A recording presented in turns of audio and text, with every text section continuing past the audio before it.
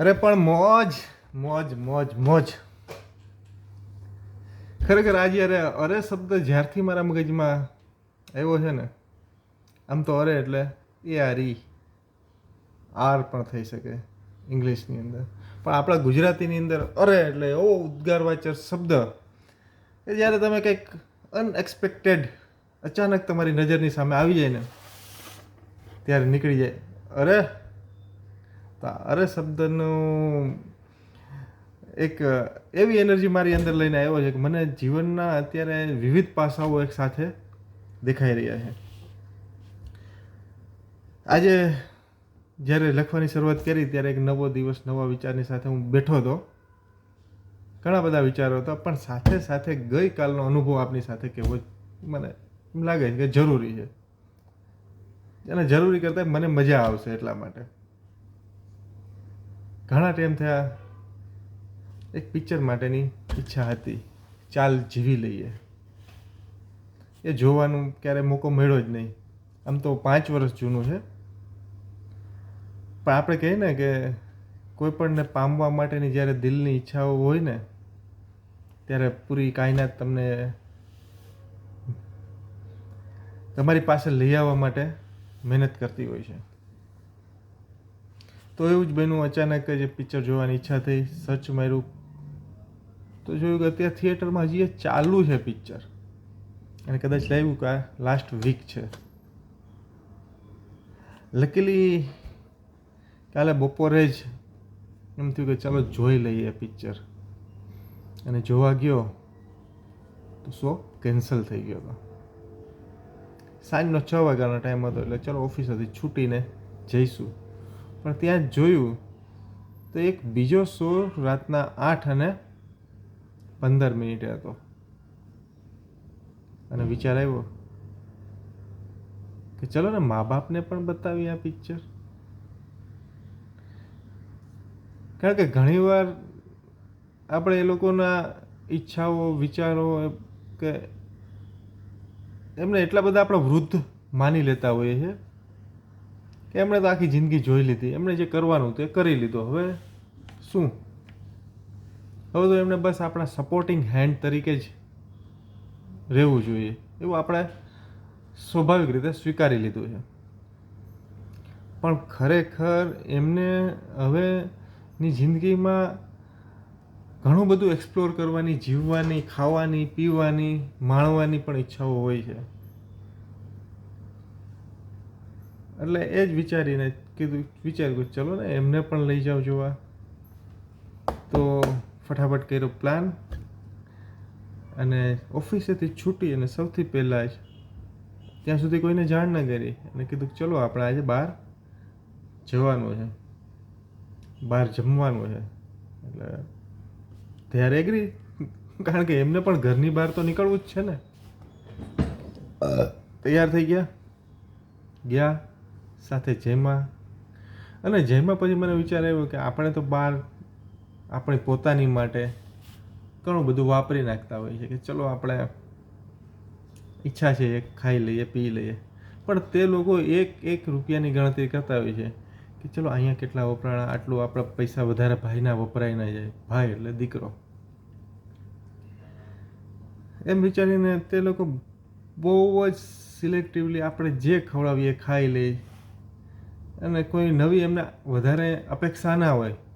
એમને એક જ હોય કે ચલો આપણે સાથે છીએ ને, એમના માટે બહુ ઘણું મહત્ત્વનું હોય. એટલે જમીને પછી મને એમ થયું કે ચલો કંઈક એમને અલગ ખવડાવું. એટલે હોટ બ્રાઉની મેં પણ જો કે હમણાં જ પહેલી વાર ખાધેલી.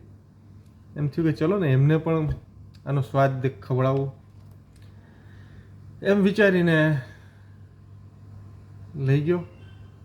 બાજુની એક સરસ મજાની દુકાન છે, હમણાં જ નવું ખુલી છે, અને ત્યાં જઈને ઓર્ડર કરી. સાથે બધા બેઠા, થોડીક વાર એની વેઇટ કરી, અને જ્યારે ગરમા ગરમ, ત્યાં સુધી મેં એમને નહોતું કીધું કે હમણાં શું આવે છે. એટલે જ્યારે આવ્યું ને ત્યારે એમણે જોયું કે ગરમા ગરમ આઈસ્ક્રીમ, આવું પણ લોકો ખાય.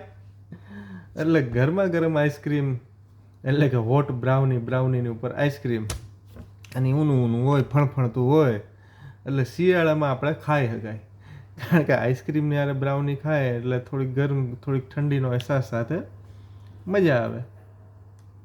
એટલે એ લોકોએ એમ જોયું પહેલી વાર અને એન્જોય કરીને ખાધું. અને મને એમને મેં છેલ્લે થોડુંક ચાખ્યું પણ એ લોકોને ખાતા જોઈ અને ખરેખર મને ખૂબ જ આનંદ થયો. ત્યારે એન્જોઈંગ. ત્યાં પછી અમે ગયા પિક્ચરમાં.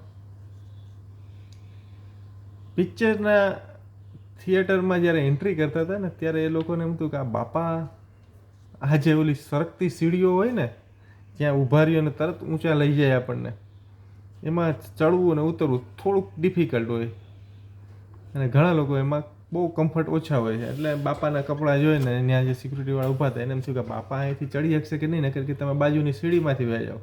પણ બાપા કહે કે ના ના આપણને આવડે છે. બાપા મારી સાથે આવી ગયા સીડીમાં ઉપર. અને ત્યાં અંદર જઈને જ્યારે સોફા ઉપર બેઠા ને ત્યારે સૌથી પહેલો એનો વિચાર હતો વર્ષો પછી એમણે યાદ કરવાની કોશિશ કરી કે છેલ્લે હું ક્યારે થિયેટરમાં ગયો હતો. એમને યાદ નહોતું પણ મને યાદ હતું, કારણ કે હું છેલ્લે હું જ લઈને ગયેલો. આજથી કદાચ 25 વર્ષ પહેલાં જ્યારે બોર્ડર પિક્ચર આવ્યું ને ત્યારે હું જ એમને થિયેટરમાં લઈને ગયો હતો.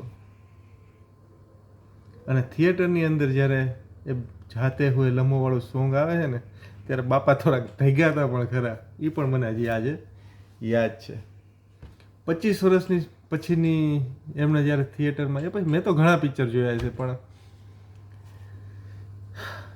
એમણે કદાચ એમનો શોખ મારી નાખ્યો હોય.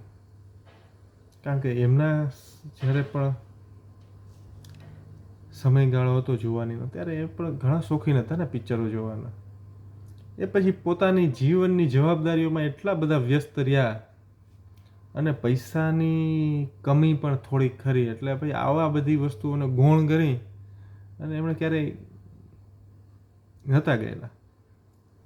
અને ઘણા લોકો આપણા નથી પણ જતા. આ સમય મને એવું લાગે છે કે પિક્ચરમાં જવું ને એ કંઈ એવડો મોટો ખર્ચો પણ નથી. તમે ઘણી બધી વસ્તુઓમાં તમારા વ્યવહારો નિભાવવામાં, તમારી જવાબદારીઓ પૂરી કરવામાં તમે ઘણા બધા પૈસાઓ વાપરતા હોય છો. પણ આ વસ્તુને જાણે બહુ ગૌણ ગણી લીધી હોય છે અને આપણે નથી જતા.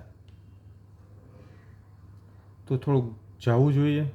100-200 રૂપિયા આજે હાલે છે. આજથી વર્ષો પહેલાં જ્યારે 50 રૂપિયામાં જોવાતું હતું અને એના 10-20 વર્ષ પછી અત્યારે તમે કદાચ 100 રૂપિયામાં સારા એવા થિયેટરમાં જઈ શકો છો.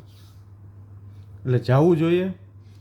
ચલો એ તો બરાબર, પણ હું ને બાપા જ્યારે સોફા પર બેઠા હતા ને એ સરપ્રાઈઝ છે કે આવું બધું થઈ ગયું.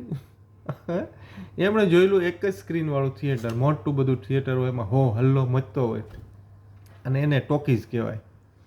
તો એને ટોકીઝમાં પિક્ચર જોયેલા. અને આજે મેં એને જ્યારે બતાવ્યું ને કે 1 ને 2 પિક્ચર ભેળા હાલે છે, હું 1, 2, 3 નહીં પણ 4 ને 5 પિક્ચર એક ભેગા હાલે એવી હવે ટોકી જોઈ છે. થોડીક સ્ક્રીન નાની થઈ ગઈ, બેઠક વ્યવસ્થા થોડીક સારી થઈ ગઈ. પણ એક છે કે એક સાથે તમારી ચોઈસનું તમારે, નહીં તો પહેલાં કેવું હતું કે પિક્ચર આવે એ એક જ પિક્ચર આખો દી હાલતું હોય. સવારમાં કે બપોરે કદાચ બીજું પિક્ચર હાલતું હોય અને બાકી મોસ્ટ ઓફ એક જ પિક્ચર ચાલતું હોય. એટલે તમારી પાસે બીજી કાંઈ ચોઈસ ના હોય. અત્યારે મલ્ટીપ્લેક્સમાં ખરેખર સારી વસ્તુ કહેવાય, કારણ કે નહીંતર ચાલ જીવી લઈએ પિક્ચરનું અત્યારે મલ્ટીપ્લેક્સમાં જોવા મળત નહીં. ગયા પિક્ચર જોવા ઇઝ રિયલી એન્જોઈંગ પિક્ચર. વચ્ચે મારી દીકરી થોડીક પિક્ચરથી ઊભી ગઈ હતી, કારણ કે મારી જેમ ઇમોશનલ ખરી ને એટલે હા એક બીજો ભાવ પણ આજે બહુ મસ્ત મેળો માણવા એ પણ કહું તમને. એટલે થોડીક વચ્ચે ઊભી ગઈ, થોડુંક સ્લો થયું પિક્ચર. એટલે મેં પૂછ્યું પપ્પા ઊંઘ આવે છે તમને, જવું છે ઘરે? તો કે ના ના, એ કે મજા આવે. એટલે is really enjoying. My father my mother both are really enjoying.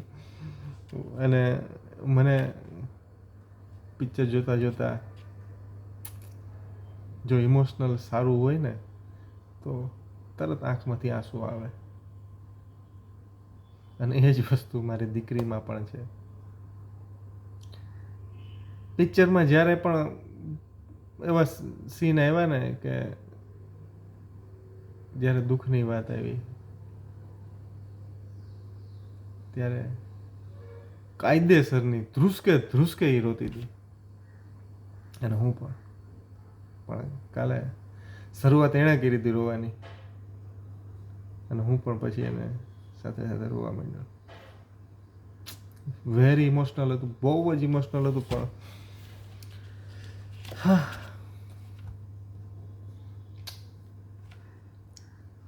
કદાચ સારી મેમરી છે અને આજીવન યાદ રહેશે. તો આજે ચલો એ વસ્તુ તો થઈ ગઈ, પણ આજે જ્યારે હું બેઠો ત્યારે વળી પાછું મગજ ડામાડોળ. જેને ઓલું ફિગરિંગ આઉટ વાળું છે ને, એને જેમ અત્યારે વિચારતો કે હવે આજે શું કરીએ. તો મગજમાં બે વસ્તુનું થોડીક ક્લિયરિટી આવી કે જીવનની અંદર પૈસો ખૂબ જ જરૂરી છે, અને પૈસાથી જ આપણે સારી રીતે સર્વાઈવ કરી શકીએ.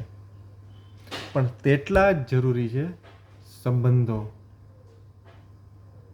આપણા પેરેન્ટ્સ સાથેના, આપણા સ્પાઉસ સાથેના, આપણા બાળકો સાથેના. અને પૈસા આપણે ઘણી વાર કહીએ કે તો ભાઈ પૈસાની શું જરૂર છે, પૈસા કરતાં તો સંબંધો જ મહત્વના.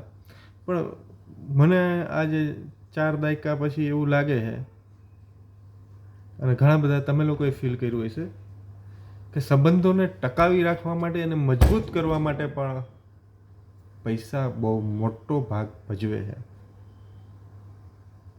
ઘણીવાર પૈસાઓને કારણે તમારા સંબંધો વિખરાઈ જતા બચે છે. તમે ઘણી બધી એવી વસ્તુઓ છે જે પૈસાથી થઈ શકે છે. હું એમ નથી કહેતો કે એના માટે અઢળક રૂપિયા જોઈએ, પણ નાના એવા. કારણ કે કાલે મને ખબર છે કે 500-700 રૂપિયામાં કદાચ અમે 1 કે 2 જણા જતા હોય ને તો આપણે આરામથી 1000 રૂપિયા વાપરી નાખતા હોય. અને કાલે 5 જણા પિક્ચર જોઈને ખાઈ પીને આવ્યા 700-800 રૂપિયામાં. બસ. એટલે થોડાક પૈસા પણ જરૂરી છે, સાથે સાથે સંબંધો પણ જરૂરી છે. ઘણીવાર તો આપણે પૈસાની રેસમાં એટલા બધા ખોવાઈ જતા હોય કે ચલો પહેલાં પૈસો મેળવી લઈએ ને પછી બધું કરશું. ઘણીવાર આપણી એવી મહત્વાકાંક્ષા હોય કે હું આ પૂરું કરી લઉં ને પછી સંબંધો ક્યાં જાય છે, એ તો અહીંયા ને અહીંયા છે ને, એના ઉપર પછી કામ કરશું.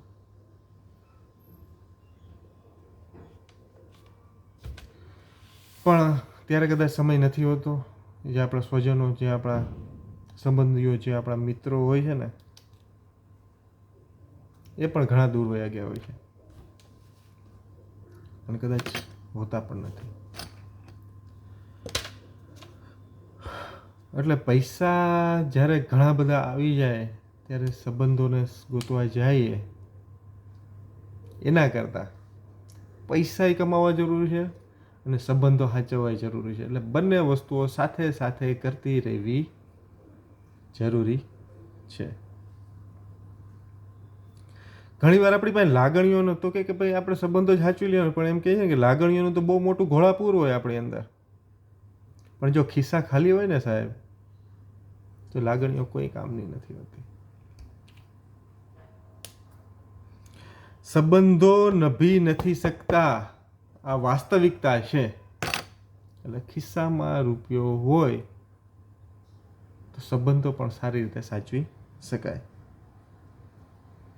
તો આજનો સાર છે, પૈસા કમાવા ખૂબ જ જરૂરી છે, એ પણ કમાઈએ, પરંતુ સાથે સાથે એટલું પણ પૈસાની પાછળ ના દોડવું કે સંબંધીઓ કે સંબંધો ગુમાવી વયા જાય. કારણ કે ઘણા બધા પૈસા હોય ને ત્યારે આપણું સ્વજન જ ન હોય ને તો એ ખુશી ખૂબ જ અધૂરી લાગે છે. એટલે રૂપિયા અને રિલેશન એ બેયનું બેલેન્સ કુદરત સૌથી પહેલાં તો મને શીખડાવે. ખૂબ જ મજા આવી. તો